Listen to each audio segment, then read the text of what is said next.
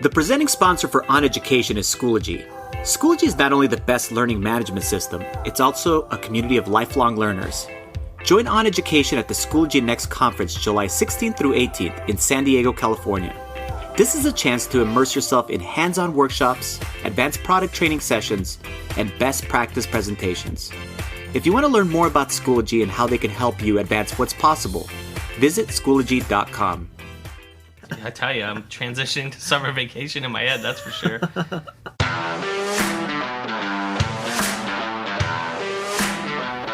Welcome to OnEducation. I'm Mike Washburn. And I'm Glen Irvin. Friends, we have an awesome pod for you today. We will discuss whether summer vacation should be shorter, the Ontario election results, Apple's new iOS 12, and our guest this week will be teacher and author Brian Costello. This is like one of my most favorite. This is one of my favorite weeks of the year. I love E3. You love E3. Do you follow E3? It's awesome. I actually, I kind of do, but not to the level of I like look at the news at the end of the day, I guess. That's a good way to put it. Those kinds of things. I went to E3 once. I think that's why I have. Yeah. So in a previous life, in like my third previous life, okay, I wrote for video game websites, like not small ones, like not like the biggest of the big ones, but ones that were big enough to have money to send me to E3. That's awesome. Yeah. So I mean, and it was the one I went to was 2000. I went in 2011. So, but for the longest time, it's been press only, right? Like you weren't, the public can't go to E3. If you want to go to a games convention, you go to PAX, right? Okay. The Penny Arcade conference. You couldn't get into E3, but it's rad. It's a really cool experience being there. I didn't go to I didn't go to like the press events, like the big theater things that they do. Okay. But I booked meetings with a bunch of people. I once sat in a theater beside Felicia Day and talked about Skyrim a year before it came out with what's his name, the head developer from Bethesda. So wow. I got lots of pretty cool memories of E3. But big news, lots of cool games coming out, lots of cool stuff. So if you follow E3, you should check out, I guess Polygon is probably my favorite source. Yeah, Polygon's awesome. For news. Anthem is I guess the next Destiny competitor. It looks like Destiny to me. So okay. I mean, is that what it looks like? Yeah. What console is it on, or is it not console specific? I think it's coming out for everything. For everything, okay. Yeah. The big one that I'm interested in is tonight, the Bethesda conference. Yeah. Event. They'll talk about the new Fallout, which is pretty exciting. Yeah.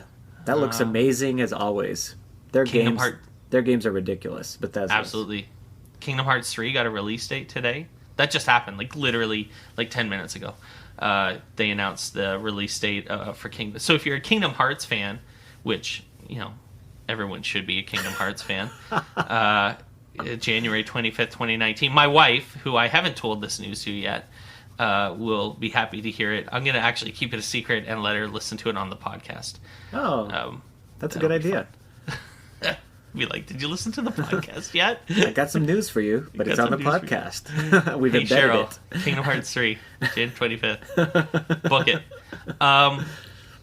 Joe Lynch, actually, who we've interviewed before, is a big fan of Unravel, the game called Unravel that EA made, and they announced Unravel 2. So this is the one with the Yarny, the character that had a string. Yeah, and you use the string as a physics element to climb up and do a bunch of things. It's very cute. It's actually really difficult. You have to really think through a bunch of different puzzle solving abilities. So if you're that kind of gamer, you like to solve puzzles, man, that game is awesome. So here's the thing. Unravel 2 is out now. Wow. They announced it yesterday, and it is out. Here it is. That's exactly what they did. That's cool. So if you're kind of artsy, if you like great environments and cinematic music and kind of some cool physics in a platformer. Unravel 2 is out and pretty exciting. So that's E3. E3 is cool. I'm pumped. What else are we talking about? Oh, sad news. Not pumped. Yes. So listen, Anthony Bourdain is one of my heroes. I've followed his career since Kitchen Confidential days. Yeah. His first show, which was called A Cook's Tour, was on the Food Network. Yeah. And was absolutely fantastic. One of my favorite episodes of TV anywhere is the episode of A Cook's Tour where Bourdain goes to the French Laundry in California. Okay. Thomas Keller's restaurant, and Thomas Keller just blows the doors off the place for him. Makes him a 32-course custom menu with a nicotine infused custard for dessert for Bourdain, and just knocks them out. It's a great episode. So I don't know if it's on YouTube or anything. If I find it, I'll put it in the show notes. But sure. It's a cook's tour where they're at the French Laundry in California at Thomas Keller's restaurant, and it is absolutely a phenomenal, because you can see how emotional Bourdain got about eating amazing food, and yes. I think that's where I get some of that from, is the idea that food is something that connects people, and reminds us all of our shared humanity and stuff like that. And I think that Tony did that better than almost anyone. He reminded us all of the things we had in common, despite all of the, crappiness around us. Everyone sure. can sit down and have a good meal together and enjoy it, and should more often. And I think the world would be a lot better place if we could all just sit down and eat together every once in a while. And enjoy really good food. Special. Yes. So I've been pretty bummed out. It's funny, I've gotten worse, more bummed out about it as the day has went on, and as the days have went on now. Yeah. Since I found out, because now you're getting a lot of articles about just how absolutely great he was, and how someone with such a rough exterior was so inspiring to so many people. So it's a big loss. Big time. And it reminds you that just because you're successful and famous and rich doesn't mean you got it all together. So hopefully this reminds people to reach out and talk to people and share and love and be compassionate and be kind, because you never know. So talk to someone, for sure. And I'm not saying the people who are struggling. I'm saying I'm taking it on myself. If I see someone that looks down, or and just in general, I want to try to talk to people more, have more positive connections with people, I think. So I've been thinking about it a little bit, I guess. That's a good takeaway from that. I mean, from the sadness of that. This article from U.S. News, that's why we were bringing this up, basically says that we should make summer vacation actually shorter because it's negatively affecting our poor students, the students that are economically disadvantaged, because they don't have the access that many of our other middle class or upper class students have, as far as to educational type of things, Mike. I'm not sure exactly how what they're saying within the article itself, but we're going to link that article there, and basically it just says that it further makes that divide between our rich and our poor students. That's what the article is claiming, as far as within it. It just came out on June 7th, the article, so it's very recent. I thought it was a really interesting take on it, though I guess.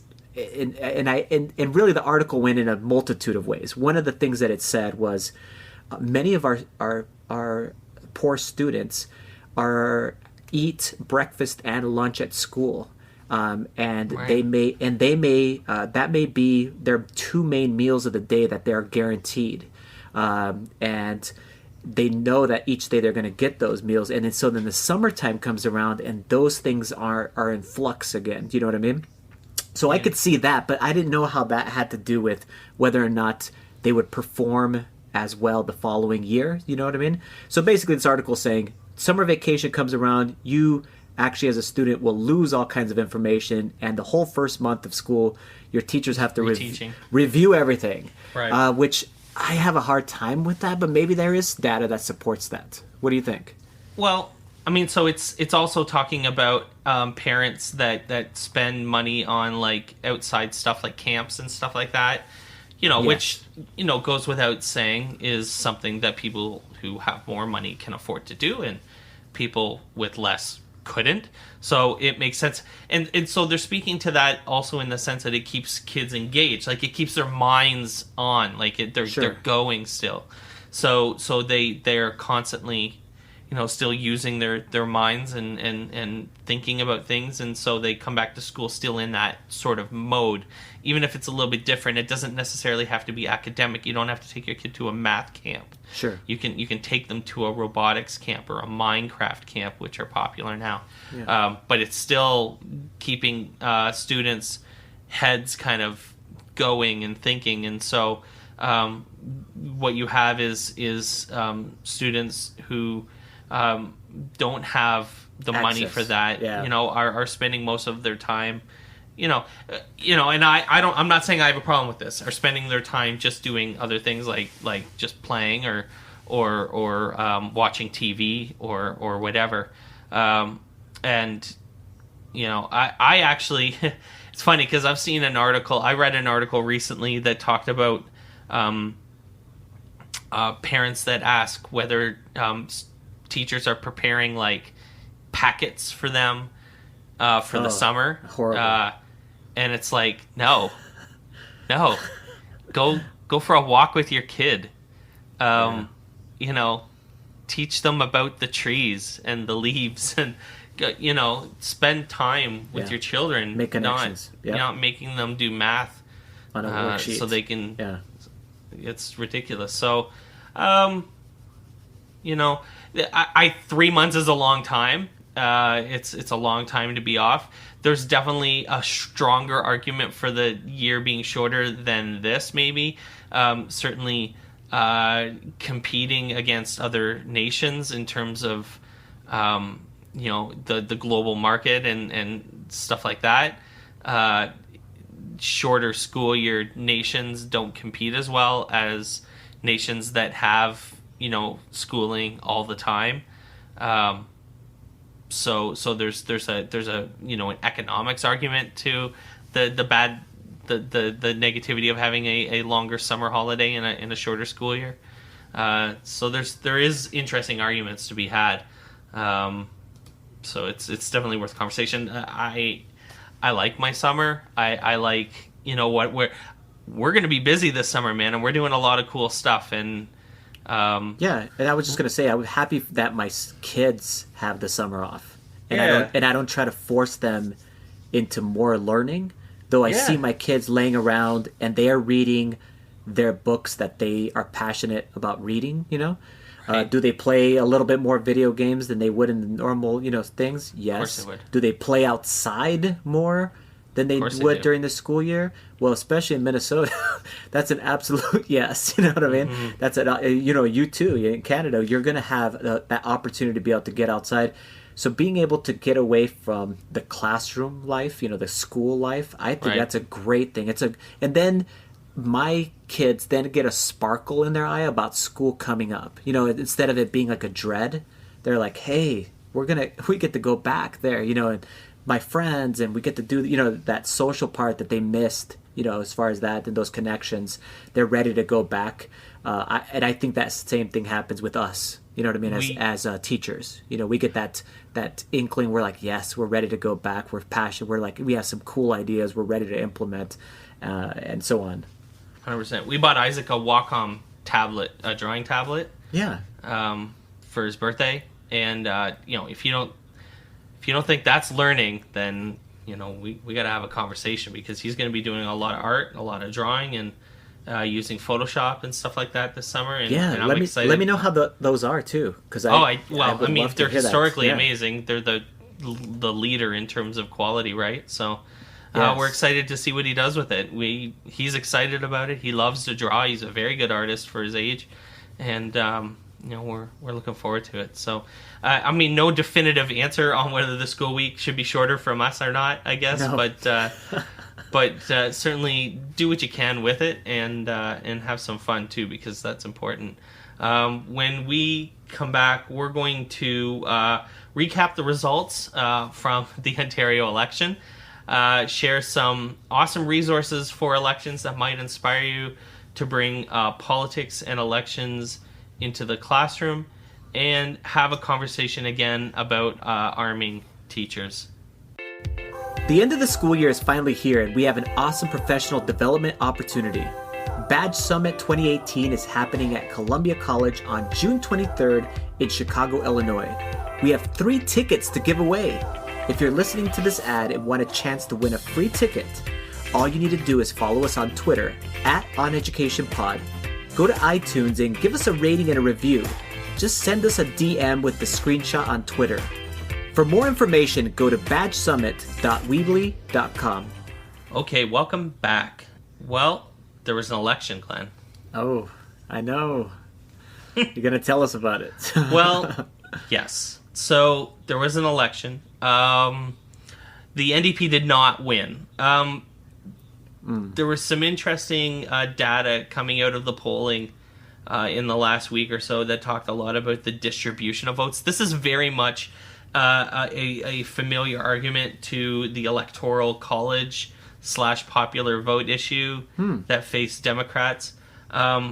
What I think we had now that being said, the NDP also did not win the popular vote, so they did not get more votes than the progressive conservative. So the result is there's a progressive conservative government, majority government. They won more seats than anyone else, and hey, Doug Ford is going to be the premier of Ontario. God help us. And the NDP came in second, I believe 33 seats. I should have, pulled that up before we started, but, whatever. It's around 33 seats. We were running as high as 40, but the majority was, I believe, 63. So, not really, close, I guess. One of the problems the NDP faced is that a majority of their vote is concentrated, very similar to Democrats in urban areas. Suburbs were dominated by PC voters, and medium-sized towns were dominated by PC voters. Downtown Toronto, there's probably about 5 or 6 ridings. Those all went NDP. Hamilton, which has typically been an NDP stronghold, went NDP, and Northern Ontario tends to go NDP. But no, it was a tough election. Pekka also did not win. The North Barrie riding also did not win. Barrie has been typically a conservative stronghold, even like in the 2015 election. When basically Trudeau dominated the whole country virtually. Yeah. PCs, not PCs, Conservative Party of Canada candidates won both Barrie ridings in 2015, which was weird. Not weird to you if you live here, but certainly weird when you look at an electoral map that's all red, and then there's literally 2 blue dots. Just north of Toronto, and that's us. Dang. Yeah, you're telling me you don't have to live here.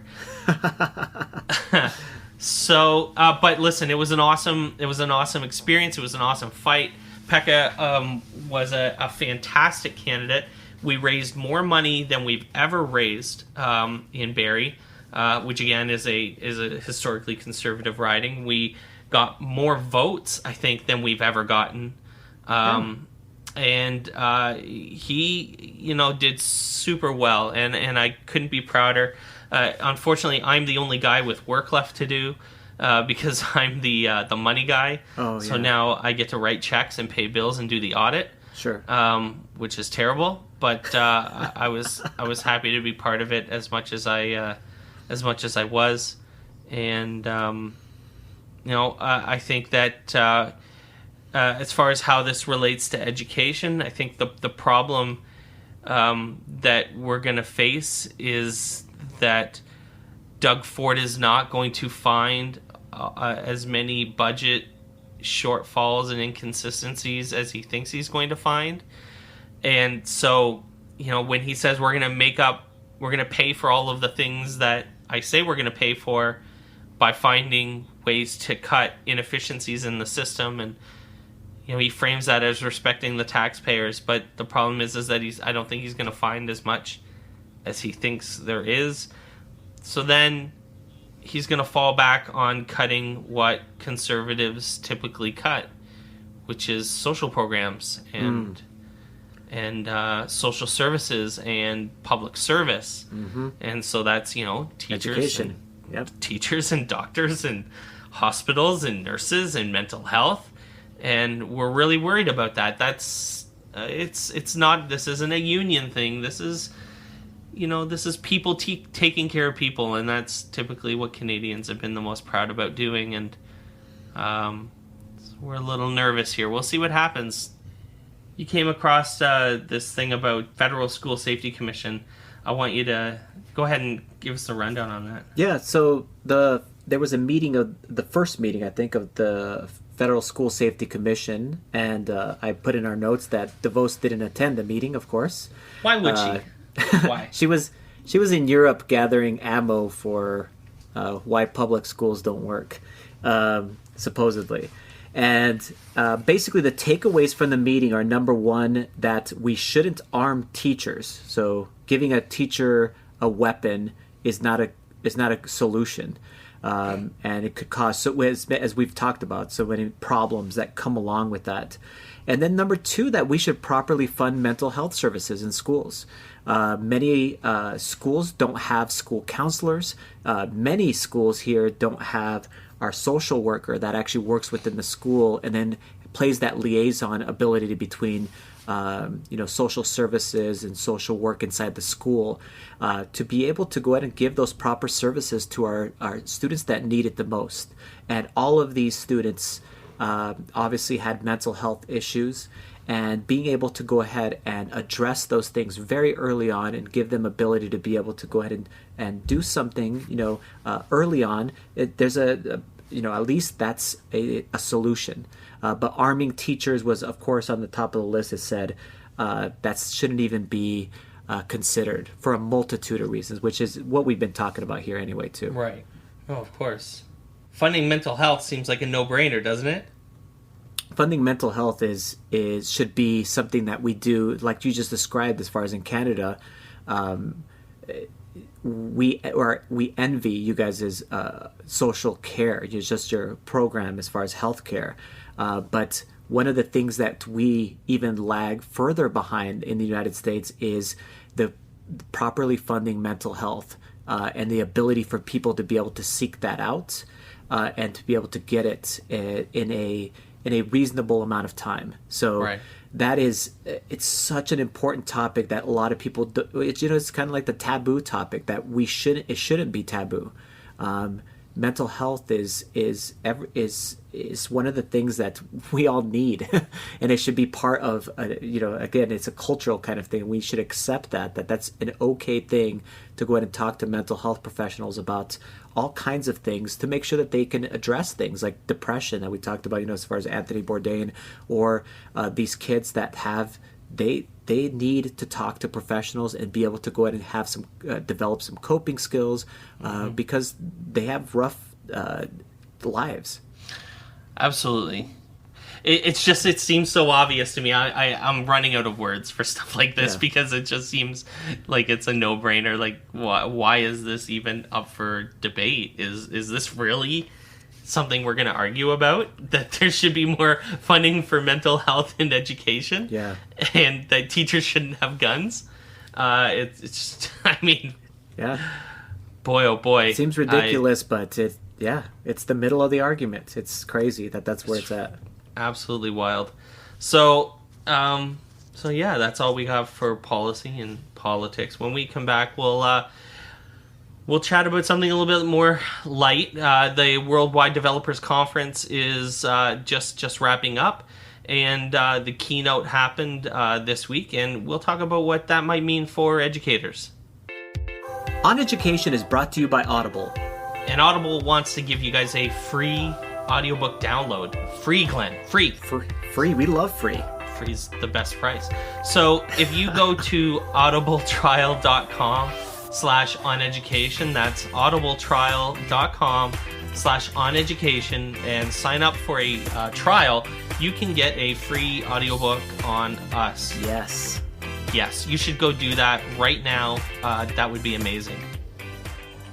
All right, well, welcome back to the podcast. This week, Worldwide Developers Conference, Apple's yearly conference dedicated to software and apps, was this week. And the keynote is what typically kicks it off. And it basically is a chance for Apple to talk about all of the cool things that are going to be coming. I have a bit of a list. I'm going to slowly go down them because there's some really interesting stuff going on here. And some things that might be good for you as a teacher, especially if you're using iPads or have a one-to-one program like I do. So the first thing that was super interesting in this keynote was iOS 12, so the newest version of the Apple iPad and phone operating system will be out. And one of the really neat things was that all the devices that are currently running iOS 11 will also run iOS 12. This is something that has bothered educators and districts for a long, long time. The idea that every time Apple releases a new version of iOS, a whole bunch of devices kind of fall off the back that can't be updated. And while they can be potentially used, I suppose, they can't necessarily have the same features as other devices. So this means that if you have a whole bunch of devices running iOS 11, you'll be able to run iOS 12. And that's super helpful. It means that at least you get spared from spending money for another year. That is nice. Bought. Yeah. Well, I mean, not everyone we've talked about this a million times. Not every school, not every district has the same amount of money. And if a school or district just dumped a whole bunch of money into buying iPads, I think it's a reasonable expectation for them to last at least a little while without being obsoleted. How about just obsolete? Becoming obsolete.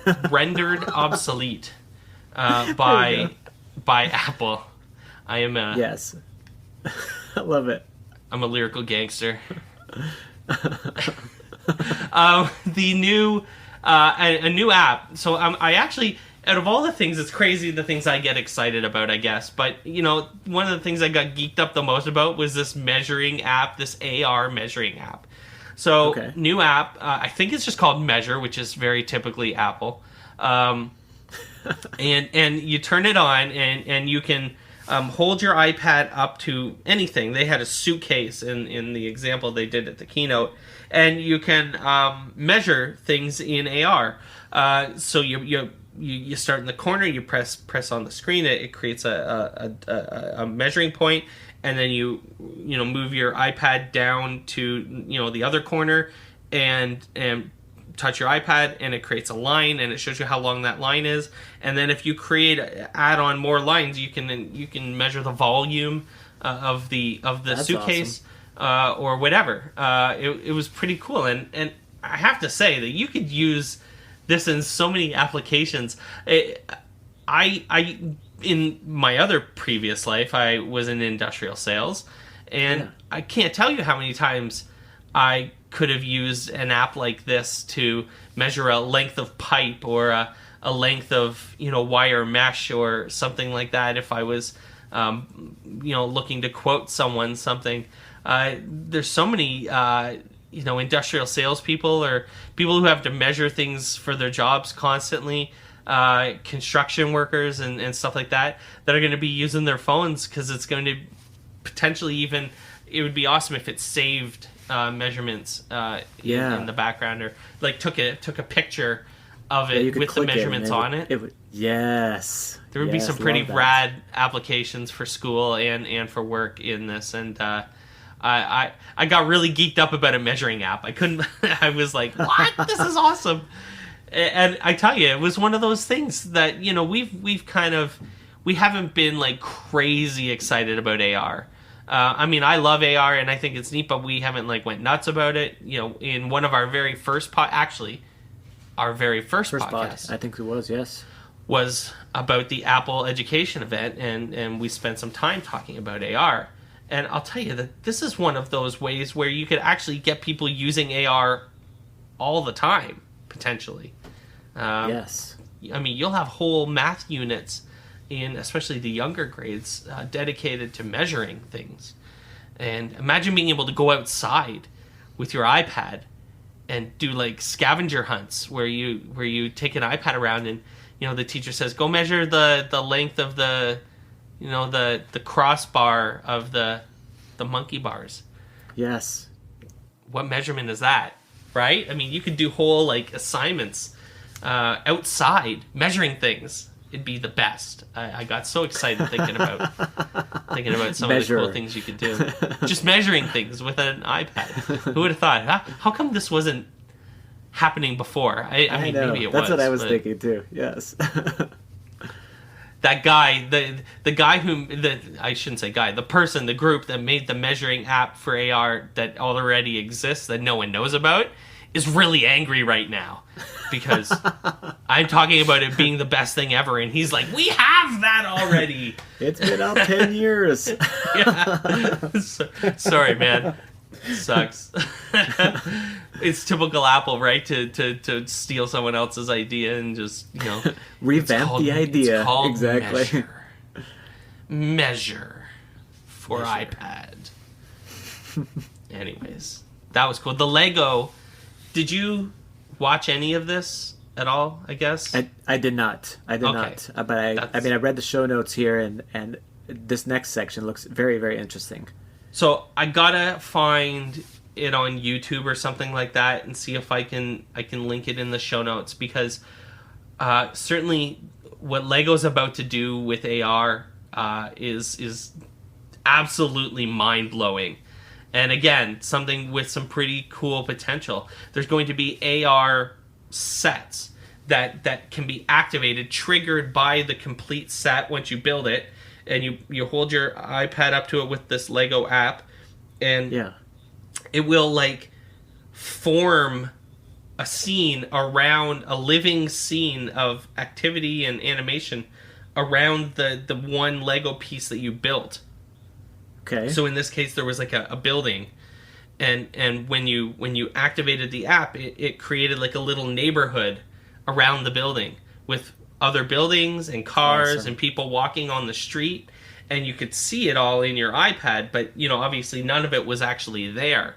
You could like you could control it with like little Lego men, and they dropped like Batman onto the scene, and you could run around with Batman and then jump into a car and then drive the car around the little neighborhood. And that's crazy. I'll tell you, it was pretty exciting stuff. I got a little geeked up about it, and I think that they're just getting started with this stuff, but the potential is pretty astounding. I think you could do some really, really neat stuff, especially if you could like create the idea of creating your own, like Lego's about creating your own things, or at least it used to be about building your own things. Now it's a lot more about building the thing that's on the box and that's it. Okay. But certainly if we could get back to a place where kids were just building whatever they wanted, but then being able to take that thing they built and pump it into maybe a predetermined scene, AR scene, where they can then interact with that thing they built. It doesn't necessarily have to be the thing on the box. I think you could open up a whole world of opportunity to explore not only just building, but creativity on like a totally different level. Yeah, totally agree, man. It would be pretty neat. And then imagine if they linked in the ability to record video. Oh yeah, from be able to record the app. scene, exactly.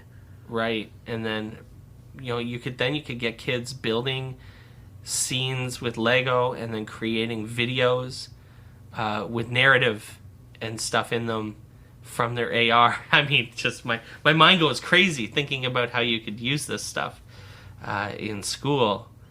So hopefully they're listening. I'm sure they're not. Hopefully they are. Lego, if you're listening, I'm available, and I got lots of ideas. Siri needs a lot of work. Siri is terrible, generally speaking. So they're talking a lot about Siri upgrading it, nice. Which might be helpful for students if they can like set up reminders for due dates. There was this interesting example with Siri shortcuts and auto scripts, which was a lot like the If This Then That website, or Automator, if you've ever used the Automator app, which is very probably underused, but it's also very complicated to use if you look at it. Have you ever seen this? You've used the Automator app on a MacBook? I have even not. Know what I'm talking about? No, nope, I do not. So there's an app. Explain it to us. So there's an app in default, like it's part of the OS, called Automator. And when you go in there, there's a whole bunch of like macros and scripts that you can run. Okay. So I used it once to resize about 1,000 photos all at once. So I said, pull the photo from my photos folder, change the size of all of them to this, and then save them all with the prefix added to the file name of resized, and then run, and it runs the script, and it did all that, and it took about an hour to open a photo, resize it, save it, close it. But so I don't have to do that myself, right? Of course, yeah. So this is built in to MacBooks. If you didn't know about Automator, you should look at it. I mean, it's a little complicated, but I'm sure that there's resources online for how to do it. But Siri is going to have some like shortcuts or auto scripts related to apps that you've installed on your phone. So what would be a good example of this? So you would basically say something and they would do a series of tasks versus just doing one simple thing, like when I say call mom and it can't do that. Wow. It's like, that's a rephrase your story. Question. That's call why Siri's mom. terrible. But something like, hey Siri, I'd like to go to so-and-so restaurant at 4 p.m. on Saturday, and I'd like to go with Glen. Mm-hmm. And so then, you know what Siri just did? Did it read all that? It did. It was like, hey Siri, I'd Mike, like I can one do. possibility I can is do the all of Glen that. Tavern. I'm talking to Siri on my phone right now. I did that thing that you're not supposed to do on podcasts, and that's activate Siri on the podcast. I'm sorry for anyone's phones who just turned on and tried to book an appointment for dinner with Glen. Sort of. Yes. Glen will go to dinner with all of you, and it's on him. Perfect. Yes, it's at. So join me at ISTE. I'll be there. Yes, actually, yes. Yeah, I totally activated Siri. That's funny. That was a good one. It's funny. It's the first time Siri's actually responded when I actually said, "Hey Siri." So that's something. That's I actually good. bought a Google Home the other day because I hate Siri you? so much. So I have it in my bedroom, and I'm getting another one for the living room, and it works really well. Good. In fact, oh yeah. So anyway, Siri needs an update. I'm sure Siri knows Siri needs an update and just doesn't like to talk about it, and that's why she doesn't talk to me anymore. So these scripts will go a long way to, booking dinner with Glen. And mapping my way there. Tasks, yes. And telling me when I'm going to need to leave and putting it on the calendar and doing that all at once. That's kind of the goal. So you don't have to say, do this and then stop and then do this and then stop and then do this. It'll do all of those things at the same time, which is awesome. I love That's it. kind of the way it's supposed to be, right? Yeah, that's a good idea. I sort of missed this big part about parental controls because, I was in the middle of a class. The kids love watching these things while they're working, and they'll look up every once in a while and go, "Oh, that's neat," and then they'll go back down and work. I had it on when the older kids were in my room. They'll look up and they'll go, "Oh, cool." And then they'll go back to work. So we were watching it in my room, but I was helping a student at the time. The parental control things came up, so I kind of missed what they were talking about. But from what I gather, you're going to be able to limit device use on phones tied to your child's accounts and stuff like that. So this is helpful, I suppose. We are really going to try to limit Isaac's device time. We want him outside a lot more. We didn't spend like $7,000 on our backyard for no reason. So he should probably get his butt out there and play in it and go swimming. Of course. So we're gonna look at this when it comes out. I guess it's not out in the fall, but I have beta access, so I think I'll test probably it out. Yeah, for sure. The Memojis. Memojis seem fun. Memoji. So this is like Bitmojis. You've actually asked me about Bitmojis before. Yes. So the Memoji. yeah, so Memoji is the Apple-fied version of this. Basically, you're just making an emoji character, and then you can like get that character to do a bunch of things or look different, or wear different hats or show facial expressions. But it's all with a character that you make that can potentially look like you. I mean, I don't think anyone wants a pasty white bald emoji. Or even to look at that, but I'll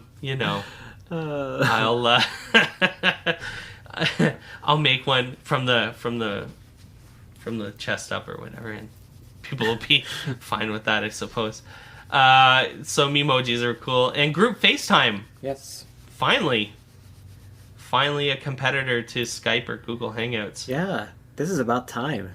This is about keeping people in the ecosystem. Yes. We need this. That's all this is. 32 people in a group. Yes, that would be kind of annoying, but I could definitely see. Yeah, I mean, instead of Google Hangouts, I could just click a button, get everybody on the FaceTime call done. Right. I bet you Google especially the Hangouts team, they just sat there and went, "We've had this for like 10 years." I know. You guys suck. Circa 2008. But they do it with like the biggest splash, like it's typical Apple, right? Mm-hmm. Group FaceTime. Now, could you imagine this happening? Yes, coming soon. Use it. We're disrupting. I love the words disrupt. We are disrupting talking. Disrupt talking with group FaceTime. And the Hangouts guys just look at each other and want to throw things at the TV. Exactly. Because this is all about keeping people in the ecosystem. Exactly. But hey, listen, in its defense, if you are a one-to-one school and have a whole bunch of iPads and a whole bunch of Apple devices, then this is something you've needed for a while and haven't had. So, yes, awesome. I mean, it's good. Thank you for doing something you should have done 5 years ago. But, I'm glad we have it now. Last one. The last one is probably the most important one of them all. And that's that the Apple Watch operating system is getting the podcast app. So now you can listen to OnEducation on your watch. Yes? Super important. I think that's the most important thing. No, not really. Anyways, it's cool. It's all right. I don't know where... I mean, do the watches have like a speaker? I guess they do, right? Because you can talk on them now, right? Yeah, they have a speaker. Here you go. So you can listen to the... But everybody's got to go wireless, everybody, though, isn't it? Yeah, everybody has I guess if you have the earbuds, the AirPods, right? Those can connect to the watch, Or any Bluetooth speaker, probably. Any Bluetooth headphones. Right, but what I'm saying is you wouldn't even need your phone because the watch takes calls now and stuff like that, and now like you could have the wireless earbuds and your watch, and you could just listen to the podcast through your watch, which is okay, cool. Yeah, I wonder how much data it'll hold. I guess there's storage sizes too for these watches. I actually, believe it or not, owned an Apple Watch at one point and sold it when I switched to Samsung at one point. But I'm back in the cult, and happy to be here. Welcome back. Yeah. So drinking the Kool-Aid again. Anyways, that's the Apple event. There's lots of cool stuff here. I know we like to make fun of it a little, but it's fun to make fun of it. But there's some really good developments here for teachers in school. So hopefully you take a look at the keynote. We'll post that because I think that's publicly available now. Put that in the show notes. And when we come back, we will talk to Brian Costello about his book, The Teacher's Journey, and about anything else he wants to talk about. Friends, On Podcast Media is getting set to launch not one, but 2 new podcasts this summer. And we're excited to tell you about the first one, On Politics. On Politics is hosted by politician, professor, and human rights lawyer Craig Scott. On Politics will take deep dives into policy and politics. You definitely come away learning something every week. To stay up to date with On Politics, follow the show's Twitter account, @OnPoliticsPod. Welcome back, everyone. We want to welcome Brian Costello to the show. Brian, really excited to have you on today. And I've been reading your book, The Teacher's Journey. I absolutely love it, man. Tell our audience a little bit about yourself and your location. So, Glenn, thanks so much. My name is Brian Costello. I have been in education for, this is one of those things every time I think about it, I have to count it up in my head, which means I've been in it for a decent amount of time. 11 years. Nice. I think this is or 12, maybe it's 12. But you'd think I would know this, but so I started I didn't start teaching. I didn't go to college to be a teacher. I went to college to learn things and to play soccer and kind of just be an independent person for a little while, which seems like everybody kind of hates on that nowadays. And I think that was really important for me. I learned a lot about learning and getting and growing. So I didn't go to college to be a teacher. I got out of college, had no idea what I wanted to do. Just knew there was 3 or 4 things I definitely didn't want to do. Be a doctor or a lawyer. Yeah. I was I don't want to be a lawyer. I didn't go to school for doctor. I could have been a lawyer. I was a philosophy major and a political science major. And I was that would have been the normal thing to do. But lots of work as a lawyer these days. That is true. But I knew that wasn't for me. I had no idea what else. So I went got to school, went into business. I became a financial advisor. It was quite literally the worst job I've ever had. I know there are a number of people who probably love that job, but for me, it was awful. I just hated every minute of it. Almost every minute of it. It was not for me. And after about a year working for the company I was with, my fiance at the time, my wife now, she knew I was miserable, and she said, "You just do something else." She's like, "You can wait tables until you find another job." So I quit that job and went back to waiting tables, which I've been doing since I was 14. Sure. And I still do now. Totally respect that.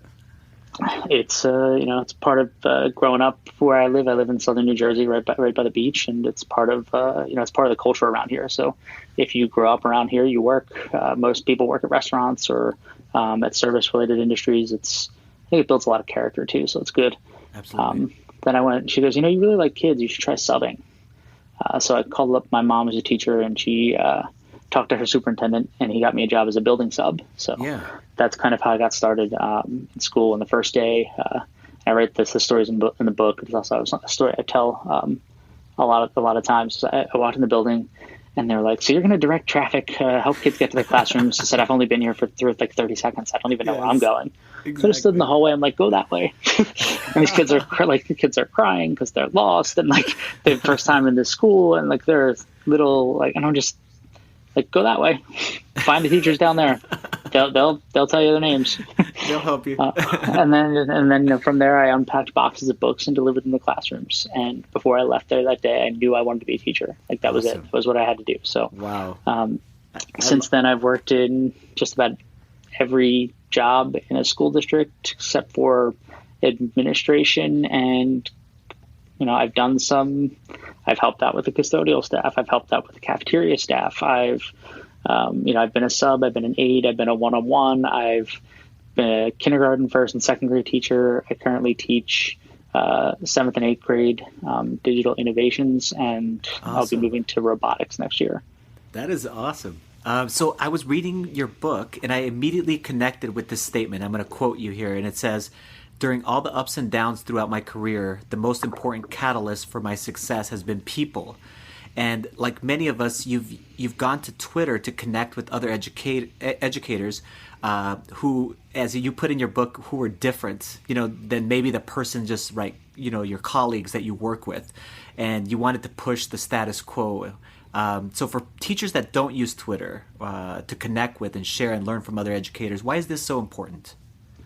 And so when I think about what I've gotten, what Twitter has helped me with, what it's helped me find is it's helped me find people who understand what I want to do in school and education. They understand my point of view. They're people who I can bounce ideas off of, and because we view things in a similar way. Sure. They can provide me with some suggestions that I don't get elsewhere. And those other people are important too. So, it's important to have people on all sides of the coin. And one of the things I try to point out and I try to say to people is that it doesn't have to be Twitter. It could be anywhere.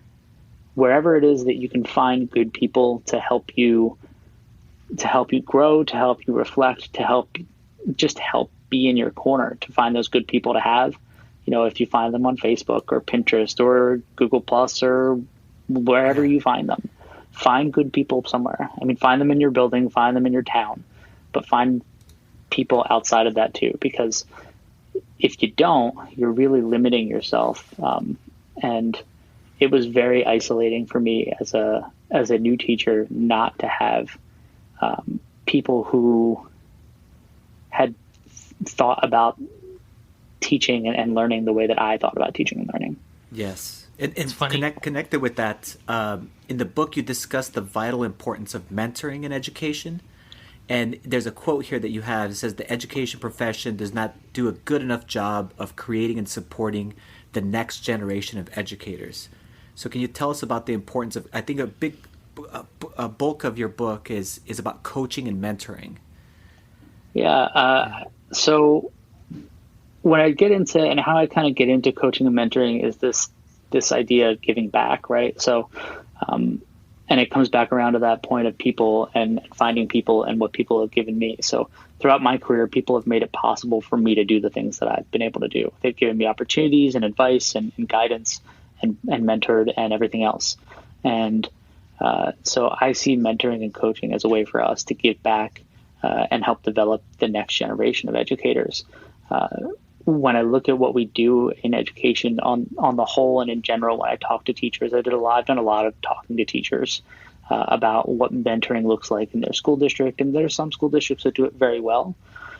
But on the whole, we do a really bad job at mentoring. We don't really get the concept as a profession. I feel like we miss the mark on a really large scale. Yeah, I was thinking about that as far as, throughout my career, whether or not that actually occurred. And that happens too rarely as far as people stepping up and really have a developed program to really mentor you through the ups and downs of the beginning of a teaching career, as you describe in your book. And going along with that, there is that we don't have too many people who are willing to take on student teachers. And you have a quote here by McGuire, and it says, "Some of the state's most highly skilled veteran teachers are reluctant to take on the extra responsibility of hosting a student teacher because they've just been asked to do so many other things." So I thought back to my teaching career, and I taught Spanish for 20 years before I took on this instructional coach position. And I only took on one student teacher, and it was for a variety of different reasons. I can make all the excuses I want, but how do we get more people, master teachers, to take on these pre-service teachers? I think it's a big part of this culture, right? So recognizing that what we have, there's this myth that we make ourselves, that we are self-created somehow, that our hard work is all it takes, right? That all we need to be successful is to work hard. And it's absolutely ridiculous, right? So if you can continue to think that through, you can continue to pretend that nobody's helped you, but you've been given opportunities, you've been given the ability to do so many things, or even just permission to do so many things, right? And so when I look at, how do we build the profession up in a way that we are, always looking to give back and to build other people up. I think that comes from developing that generation of new teachers that value mentoring, that understand what it is, and what it's not, and how to identify your mentors, and how to also to build up good potential mentors, good people in the profession who want to give to others. Because ultimately, if we're not doing that, we're selling short the next generation of teachers and our profession as a whole. Absolutely. Mike and I have talked, we talked to Rafranz Davis about this exact same question that we're about to ask you here. And it comes up in your book. And basically, we just talk about teachers. We're often overwhelmed and definitely overworked. We work on evenings and weekends, and we bring stuff home, and we're working during the summer too, as you just described, and even the evenings or the weekends or whatever might be on other jobs. And so there's a quote here that you have in your book. It says, "Work-life balance is a myth created from a misguided understanding of what balance means." And so can you tell us about what you mean by this? Yeah, absolutely. So starting with the first part of when we think about what balance is, we have this static impression of balance as being some stationary thing that you have, right? You don't have balance. Balance is a verb, right? It's a thing that you do. So balance is not going to be a 50-50 thing all the time. And the idea that work is somehow going to be this 8-hour period of your day and you cut it off no matter what at this point in time and you walk home, if you really love what you do, that's not normal. That's it, even if you don't love what you do, even in jobs that you don't love, when you finish the day, you go home to your family, that's still a part of who you are. So to try and pretend that it's not, to try and isolate your life into different pockets, isn't really healthy, right? It doesn't lead you to appreciate any of those or really allow you to embrace and really be present in the places where you are. So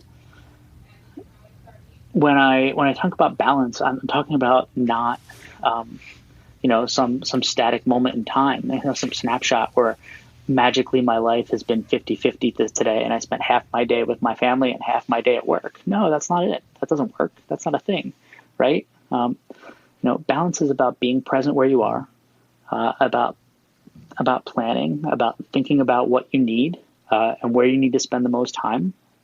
And the thing I try to point out to people the most about balance is it's about gradually readjusting to the middle, right? It's not a scale that levels at 50-50. It's the tightrope walker, right? They're rarely ever 50-50 on the tightrope. They're constantly juggling from one side to the other. And as long as you don't fall off, you're doing all right. It's funny. I have two interesting thoughts related to this. I guess the first one is a quote from I don't know where. I know where I think of it recently. I'm not going to mention it, but the quote was, "Do what you love, and you'll never work a day in your life." That's the first thing I thought of when you're talking about balance. I'm working harder than I've ever worked in my life right now, and I'm spending easily 25 hours a week doing this and things related to this. And I've been telling people constantly, the last couple months since March, basically, that I'm doing the best work of my life right now. The second thing was that just last night, Glen and myself and Steve Isaacs were playing Stardew Valley together on Steam, and it's funny. You got 3 games-based learning educators in a room trying to play a video game, and all that I could think about was the ways that we could use this to help other teachers learn about games-based learning, and how we could, grow, 3 dudes that love to play games and like talking about games and like sharing about how teachers can play games, how we could grow that into something where people might actually be interested in watching it. So it turned into something where we were literally just playing a video game, but it ended up being something where it was like, how can we turn this into quote unquote, I guess, work? Because it was something we love to do, but we love our jobs. We love what we're doing, and we can't see ourselves doing anything else. So, of course, we found a way to bring it into our work life. And that feels like balance to me, too, a little bit, in the sense that I was enjoying thinking of. I got really excited. I sent Glenn like 15 messages last night after we were done streaming about, dude, do you know what we could do with this? What we could do with Steve, and like play games and talk about it and share it with teachers. Anyways, I totally get a lot of what you're saying there. It is as much a frame of mind as it is anything. Maybe that's true to a degree. I mean, there are days where no matter how much you love what you do, it's going to be work. There are some days that you go into work and it's just you just don't feel it, right? So how do you make that work? How do you manage to be present where you are? I think there's 3 ways you can love what you do to make it work, right? You love when you're teaching, you love your content, you love the people around you, and you love yourself, right? Mm-hmm. And those 3 things all matter. And if you can't find one of those things each day, then it's going to be hard, right? So some days you love the lesson you're teaching. It's just so much fun for you. And some days you just have to love yourself enough to go in there and put in the effort because you respect yourself. And other days it's for the people around you, right? Like totally. I'm getting a lot of credit these days for making a year-long video game project, but hey, newsflash, it's the end of the year, and now I have to mark 45 video games. Hey, that means you get to play 45 video games. So I mean, there's the upside to that, right? It is that is what it means. Yes, it's in some ways, yes. It's about finding a way to be and love where you're at, and to really be immersed in the thing that you are doing. So when I'm with my kids and with my family, do I sometimes check my my notifications on my phone? I mean, sometimes I try to turn them off all the time, so I don't see them. Like sometimes when I'll peek at them, but for the most part, I try not to, especially when we're out. I try not to even take my phone out of my pocket. Sure. Makes sense. Whereas, when I'm at work, I'm focused on work. And then when my kids are asleep, then that's when you'll find me online the most, when when I record podcasts, when I write, that's when I do that stuff is after, typically, I mean, sometimes I'll make time for it during the day, like this particular example where, this was a good time and it worked out. But most of the time it's, kids are asleep, everybody's done, and I'll spend 2.5 hours. People say, well, why don't you go to bed? Like it's 9 to 11:30. Why are you up? Most of the people I talk to nowadays are on the West Coast because they're awake. But it's like, well, why don't you go to bed early, get some extra sleep? This is the time that I have. Like, I don't want to take 2.5, 3 hours out of my day when I could be spending that with my kids. I have 2 young kids. They're 2 kids under the age of 6. Like I have a 5-year-old and an 8-month-old, and I don't want to miss it. Sure. So being present where I'm at is huge for me. And my wife would probably still say, you work way too much, you work all the time. But the reality is I try not to do that when I'm not. I try to do that work when they're not there, like when they're sleeping, when they're, whatever, out for the day, doing whatever. Like that's when I usually will get the stuff done. That's awesome. So at the end of your book, Brian, you have this call to action. I think it's the name of the chapter. where the teacher is the hero of their own story. So what advice do you have for teachers so they can navigate their own journey through teaching? So I think that there's two really important parts to this. The first part is to recognize that you're not someone else's hero, right? Everybody gets to be the hero in their own story. So love that. Your job is not to be someone's savior, to be their hero. Your job is to be their guide, their helper, their mentor. You have the choice, right? You can either help them or you can hinder them. You can either be useful in their journey and helping them to figure out how to be their own hero, or you can make it worse. You can make it harder. You can be the villain. And for me, as often as I try to choose to be the person who helps, to be someone who makes it easier for other people. Am I always successful? Maybe not. I can't always guarantee that I will be, but the goal is one thing is to try to make other people successful, because that's really what teaching is all about anyway. And then the other piece is collect good people. You can never have enough good people in your corner, in your life, for anything from the small stuff to the biggest things. When things hit the fan, when something's bad in your life and you need somebody, knowing you have people, good people in your corner that you can call up or reach out to at any time, anywhere, and say, hey, I need help. I need this. I'm struggling. I am, and those are the people who check in on you. And those are the people who say, hey, how's everything going? Haven't heard from you in a while. You don't have to talk to them every day. They don't have to be like your best friend where you see them every day or once a week, or you call each other for a half an hour for every Friday. Sure. It's just, you need to have those people around and know they're there. It's how you develop mentors to begin with, but also it's about that's how you survive in not just education, but in life, is to have good people and know they're there, and know that when you need them, they're there for you. And when they need you, you can be there for them. I love that. So thank you so much for joining us today, Brian. Absolutely awesome conversation here. Tell our audience about where they can purchase your book and how they can connect with you.